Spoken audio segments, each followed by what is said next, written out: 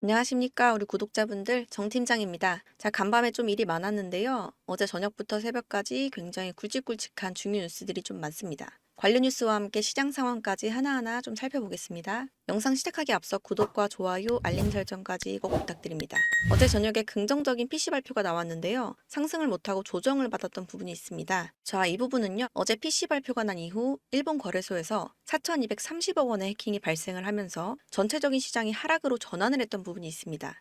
물론 고객 피해 전액을 보전한다는 속보가 나온 이후에 어느 정도 조금씩 회복을 하고 있는 상황이기도 하지만요. 이번 해킹은 22년 12월 이후에 최대 규모 해킹으로 역대 7번째 암호화폐 해킹 규모라고 설명이 나왔습니다. 자, 현재는 각 분야로 각 거래소로 분산 발송되어 있는 상황이기 때문에 이게 각 거래소와 협력을 해서 계좌 동결 형식으로 진행이 될 것 같습니다. 이런 악재 뉴스가 새벽에 터지면서 시장이 반응을 못했다라는 건데, 거기 추가적으로 좀 전에 바이든이 은행 암호화폐 보유 금지, 무효화 결의안, 거부권 행사를 했다라는 뉴스가 나왔습니다. 이게 상원이랑 하원이 다 통과가 된 상황인데 마지막에 바이든 대통령이 거부권을 행사했다는 이야기입니다. 거부권을 행사한 이유에 대해서는 SAB 121, 암호화폐 커스터디 기업의 회계 의무에 관한 SEC 직원의 기술적 견해를 반영한 것이다. 이에 대항해 공화당 주도로 추진된 이번 무효화 결의안은 직원안을 부적절하게 제한하거나 광범위하게 약화시킬 위험이 있다라고 밝혔고요. 일단은 바이든 대통령이 거부권 행사를 했기 때문에 이 결의안은 다시 의회로 돌아갈 수 있다라고 생각이 듭니다. 만약에 다시 한번 과반수,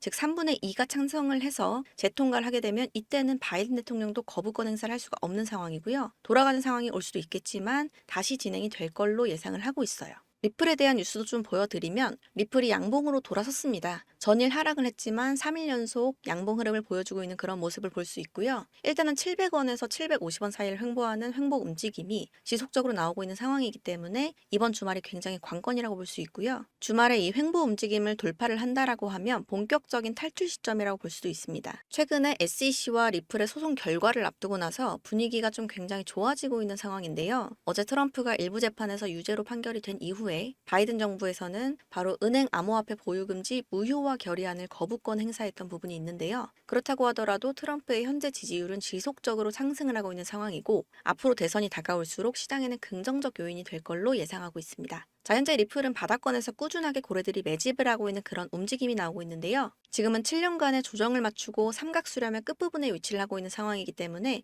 처음에 말씀드렸다시피 이번 주말의 움직임이 굉장히 중요합니다. 700원에서 750원 사이, 이 박스권 돌파가 언제 나오느냐가 굉장히 중요한 시점이라고 볼 수 있고요. 자, 오랜 시간 동안 SEC와 리플 간의 소송으로 인해서 힘든 시간이 지속적으로 흘러오고 있는 상황이지만 앞으로 6월 달이 이제 시작이 됐기 때문에 6월부터는 리플의 빠른 반등을 기원하면서 여러분들도 다음 상승 구간을 미리미리 준비하셨으면 좋겠습니다. 따지고 보면 지금 박스권 하단에 있는 지금의 위치가 여러분들한테 기회가 될 수도 있다라는 이야기고요. 그럼에도 혹시나 저희 구독자분들 중에 비중 관리를 실패해서 리플에 크게 물려 있다거나 혹은 많이 불안하신 분들도 계실까봐 오늘은 또 특별히 제가 선물을 하나 준비를 했고요. 여러분, 마이클 세일러, 캐시우드, 일론 머스크 등 비트코인 강세론자들은 어떻게 막대한 부를 축적할 수 있었을까요? 비트코인을 샀기 때문에 맞는 말인데 그들은 비트코인만 사서 부자가 된 건 아닙니다. 비트코인만 해서 돈을 많이 벌었으면 투자 비법 물어볼 필요도 없고 배울 필요도 없었죠. 그들은 비트코인뿐만 아니라 암호화폐 시장 전체를 넓고 길게 보면서 다양한 코인에 투자를 해왔는데요. 일론 머스크는 도지코인으로 돈을 벌었고요.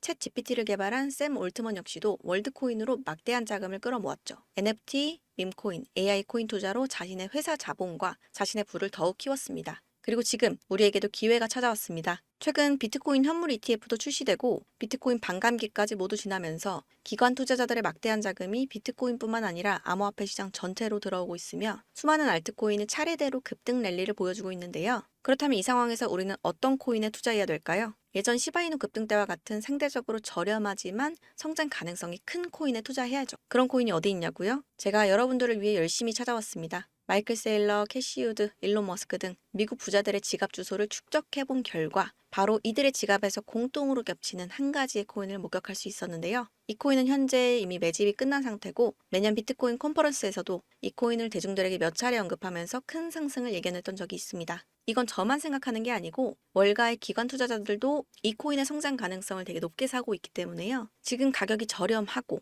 그리고 또 로또 한 장 혹은 커피 한 장 정도만 우선은 생각을 해보세요. 예를 들어서 예전 시바이누 300% 정도 급등을 했었으니까 5,000원이 15,000원이 되는 기적, 그 기적을 다시 볼 수 있습니다. 커피 한 잔 덜 마시고 한번 해보세요.